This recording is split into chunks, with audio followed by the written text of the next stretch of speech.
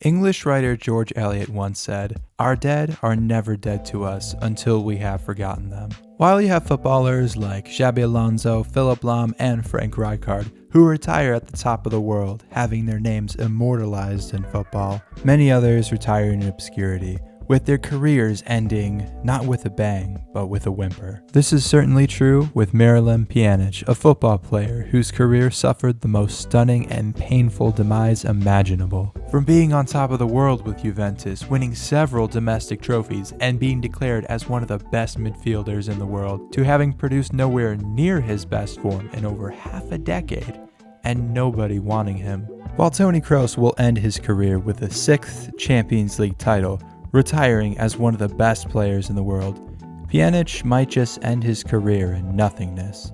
Well, I'm not having it. I'm going to tell the story of Miralem Pjanic and hopefully shed a bit of light on his fantastic career. How he went from fleeing war as a refugee with his family to arguably becoming the best midfielder in the world at one point. So get ready, because this will be an absolute banger. Miralem Pjanic was born on April 2nd, 1990 in the city of Tuzla to Bosnian parents in what was known as the Soviet Republic of Bosnia and Herzegovina. At the time, the country was in political and social turmoil, where clashes between Serbs, Croats, and Bosnian Muslims, aka Bosniaks, had been rising. Following a referendum in which over 60% of Bosnian citizens voted in favor of independence, Bosnian Serbs, however, opposed the creation of an independent Bosniak majority nation and rebelled in April of 1992 with the support of Serbia and the Yugoslav People's Army.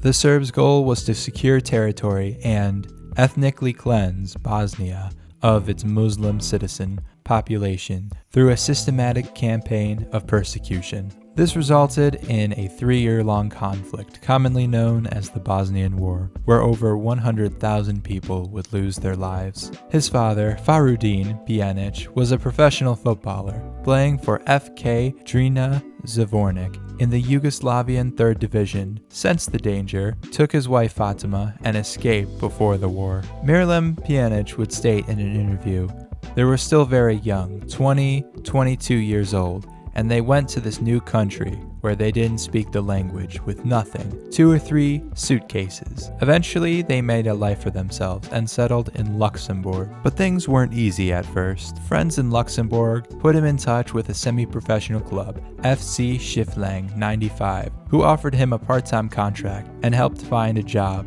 to pay the bills. To take up that opportunity, however, Farudin would need Zvornik to release him and provide the paperwork required to travel. Twice he went to speak with the club secretary, and twice he came away empty-handed. Desperate, his wife Fatima went to try for herself, carrying their baby in their arms. Miralem was too young to know what was going on, but the story had become family lore. "My mother wanted us to leave, absolutely, but still the club said no," he recalls.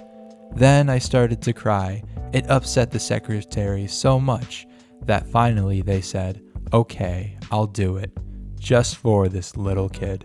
Those unknowing tears changed his life forever, freeing his parents to take him to Luxembourg, where he grew up in safety, while hundreds of his fellow Bosniaks were being killed in Zvornik and thousands more driven from their homes. His father worked days and his mother nights, so one would always be free to look after their son. For Miralem, that meant going along to Schiffling's training sessions and matches every evening. While helping his dad fill his kit bag would seem like a chore for some children, Miralem saw it as the greatest privilege in the world. At the age of 7, his father discovered that he had talent and an interest in football, so he encouraged his son to join Schiffling's youth academy. Pjanic made good on his own potential, progressing from the club's youth team and eventually joining French club Metz at the age of 14.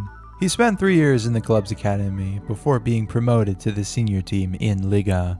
Despite Pjanic's great form throughout the season, even being nominated for the Liga Young Player of the Year award, Metz still suffered relegation. He had a whole host of big clubs wanting to sign him, including Arsenal, Chelsea, Barcelona, Real Madrid, AC Milan, and Inter. But it was the French club, Lyon, that would sign the youngster for a fee of 7.5 million euros. Pjanic's debut season was cut in half after fracturing his fibula in a match against Sochaux in October of 2008, where he would be sidelined for 2 months. Despite this setback, the 19-year-old was still a promising prospect.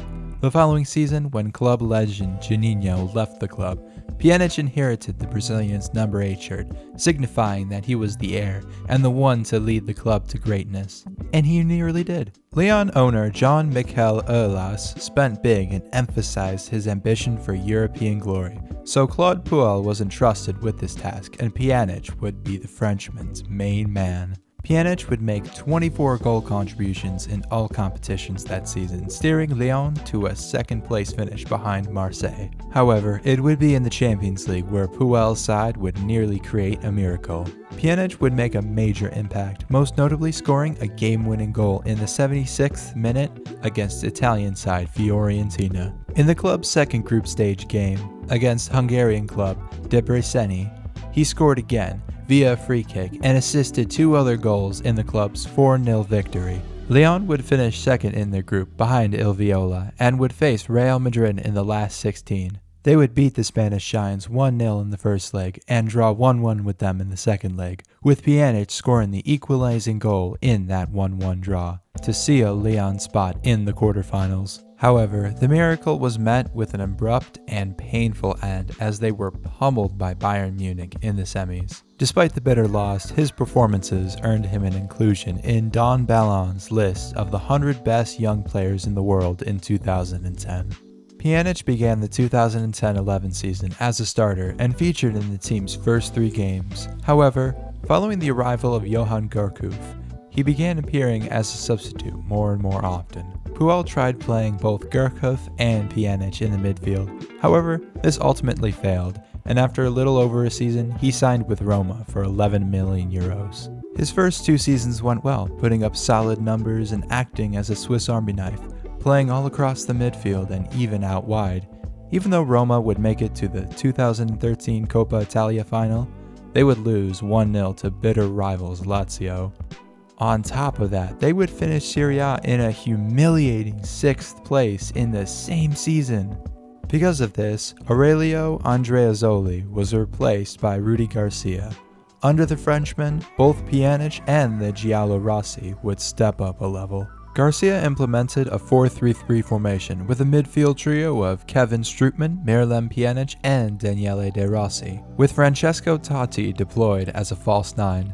De Rossi was the deepest lying midfielder, acting as the most defensive-minded, where his exceptional anticipation, reading of the game, tackling, and being able to recycle possession lessened pressure off the center backs and allowed Garcia's team to play the ball out from the back. Dutch international Kevin Strootman was deployed ahead of the Italian.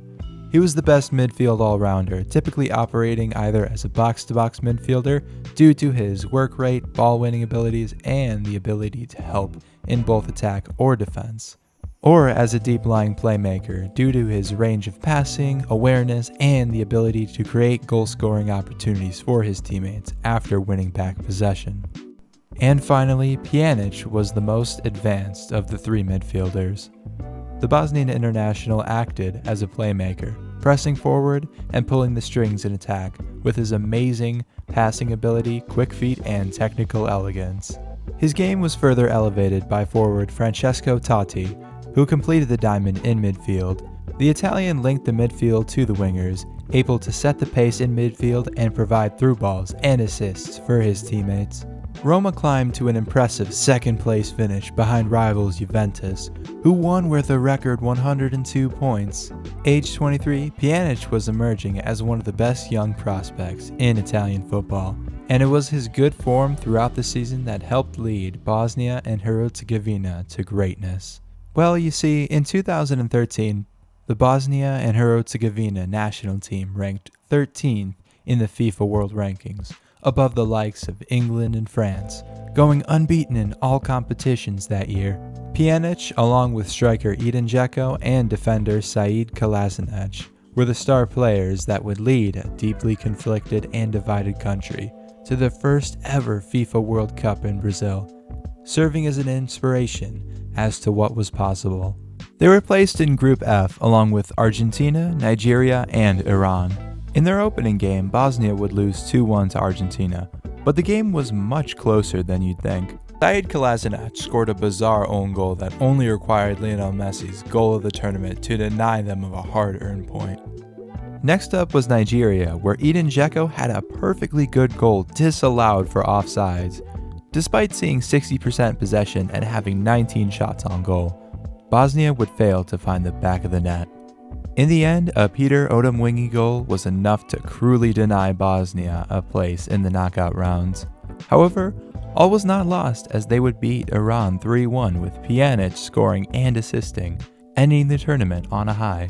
Iran manager Carlos Queiroz described Bosnia as the best team in the group, and Bosnians were able to take pride in their performances at their first ever World Cup. Unfortunately, since the tournament, they haven't been able to qualify for a single international tournament since, falling to 63rd on the FIFA World Rankings. Returning to Roma for the 2014-15 season, Pjanic's numbers would increase from the previous season, getting 15 goal contributions in all competitions, and being awarded the 2014 Bosnian Footballer of the Year award, ahead of Edin Dzeko, who scored 26 goals in all contributions and won the Premier League title with Manchester City last season. Pjanic's uptick in form was largely due to the permanent signing of Belgian international Raja Nainggolan, who was able to make the midfield his own due to a long-term injury to Strootman. He was essentially a colossus in midfield, doing the pressing and tackling of two midfielders, and it was this double pivot of Nainggolan and De Rossi that would make La Lupa a possession-winning machine. It not only ensured that Pjanic would have more freedom to attack, but would gift him with more chances to create chaos. While this Roma team was an absolute juggernaut, they still finished runners-up to Juventus, a bitter pill to swallow. Following a run of poor results, Rudi Garcia was replaced by Luciano Spalletti in January and would gradually turn their form around, going unbeaten from late January onward. Going into the 15-16 season, Pjanic would establish himself as one of the world's finest free-kick takers, scoring several throughout the season, including a brilliant goal against Juventus on the 30th of August and against Bayer Leverkusen in the Champions League. Pjanic would go on to have his most productive season in Rome yet, with a monstrous 23 goal contributions that season, and was included in the Serie A Team of the Year for the first time. The Bosnian was linked with several big clubs, including Manchester United, Barcelona, and Juventus, but he would choose to sign with the latter for a fee of €32 million on a 5-year contract. Taking the number 5 jersey, Pjanic was arguably at the peak of his powers under Juventus manager Massimiliano Allegri, who touted him as a potentially world-class midfielder, and deputized him either as a left central midfielder in a 3-5-2 formation or in a double pivot in a 4-2-3-1 formation. Although he is neither particularly quick nor gifted with athleticism or physical strength, his passing, link-up play, vision, and long-range shooting ability allowed him to bypass any defense and made the Bosnian a playmaking machine. In addition, he was blessed with incredibly quick feet and superb dribbling ability, which allowed him to wriggle free of defenders. This meant that he was incredibly press-resistant and able to hold possession with ease. Another one of his strengths, as I mentioned before, was his ability from set pieces. Pjanic was highly regarded for his accurate, bending free kicks, as well as delivery from dead ball situations. He was even described as the best free kick taker in the world in 2015, by perhaps the greatest free kick taker of all time himself. But for me, his most fantastic attribute was his intelligence and movement. Pjanic was like a chess grandmaster, being able to think 2 steps ahead of everyone else, meaning that he knew where to release the ball when in possession, as well as where to be when he doesn't have the ball. This, combined with his eye for goal from midfield, meant the Bosnian was an expert at getting into good scoring positions, usually by making late attacking runs into the penalty area from behind the defense. This season saw Pjanic establish himself as one of the most skillful and versatile midfielders in Europe, as he would win his first league and cup double with the Old Lady, as well as being in the 2016-17 Serie A Team of the Year. In the Champions League, he would be a standout player in Juve's run to the final, where they smashed Porto, Barcelona, and AS Monaco. Despite losing 4-1 to Real Madrid, he was included in the UCL Team of the Season. Over the next few years at Juventus, he would gradually drop deeper in midfield, operating as a deep line playmaker, being relied on to control the game and orchestrate goal-scoring opportunities for his teammates. He was an expert on how to unlock a defense and find the killer pass that would decide the match. This essentially made him a chance-creating machine at Juventus, putting the ball on a plate to teammates effortlessly, reminiscent of a Michael Carrick or Xabi Alonso. From 2017 to 2020, he would average 2.4 chances created per 90, as well as having a passing accuracy of 90.9% and a long ball accuracy of 75.5%. To put that in perspective, Xavi averaged a similar passing accuracy of 91.2% throughout his career. I know Xavi and Pjanic were two different players, but this gives you an idea of the level that Pjanic was at. Pjanic would win 3 more Serie A titles, another Coppa Italia, a Supercoppa Italiana, and would feature in the Serie A Team of the Year in the 17-18 season and 18-19 season. In 2019, he was ranked 50th in the Guardian's list of the 100 best footballers in the world, ahead of world-class footballers such as Edinson Cavani, Dani Alves, Thiago Silva, and Casemiro. You could make a case that he was perhaps the best midfielder in Italy during the late 2010s, and I can see why. However, it would be from here on that his career would take a nosedive, and Pjanic would never be the same player again. Despite interest from Chelsea, Pjanic would make a big money move to Barcelona for 66 million euros, where he would fail miserably. While Barca won the Copa del Rey, Pjanic made absolutely no impact and was a bench warmer throughout the season, only playing 1,297 minutes. Pjanic was subsequently banished on loan to Turkish club Beşiktaş, where despite winning the Turkish Cup, he would fail to rejuvenate his career. Eventually, Barcelona would cut their losses and released Pjanic. He would subsequently sign for United Arab Emirates side Sharjah FC for free on a 2-year deal until 2024. With his contract having expired, Pjanic is currently without a club, having recently retired from international duty and with no other club suitors wanting to sign him. It seems that his career is dead at the age of 34, and his legacy has all but vanished from the minds of fans. But not to me. Pjanic is a legend in my book who conquered world football, winning almost everything there is to win. He is also an artist who made the simple beautiful. But most of all, he is an inspiration who restored joy and pride to a broken and divided nation, and made the people of Bosnia and Herzegovina believe what was possible.